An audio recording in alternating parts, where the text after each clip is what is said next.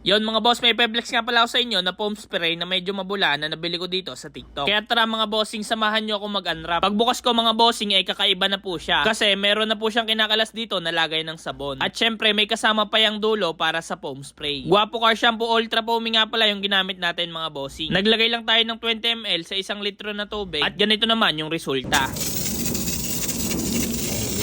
So yeah. Bali, bombahin nyo nga pala to mga bossing bago nyo gamitin. At syempre mga bossing, adjustable po yung dulo nyan, kaya kayo na lang ang mag-set kung anong gusto nyong buga. Pero papakitaan ko po kayo ng iba't ibang klase ng bula. Kasi nung unang gamit ko dito mga bossing, nung unang buga hindi siya sobrang foamy. Pero kapag nailabas na niya yung unang bomba nyo mga bossing, pagka bomba nyo po ng isa, ganyan na po yung magiging resulta. At yan mga bossing, kung mapapansin nyo, sobrang bula talaga. O diba? So yeah. At dito naman mga bossing, galit na po yung bula. Lalo na kapag binomba nyo pa mga bossing, lalabas talaga yung pinaka-foamy niya. Kaya kung trip nyo rin ito mga bossing, ilalagay ko na lang po yung link sa yellow basket. Papaskuhan nyo na yung sarili nyo mga bossing, para sa inyo rin naman yan. Shine lang mga boss. Shush!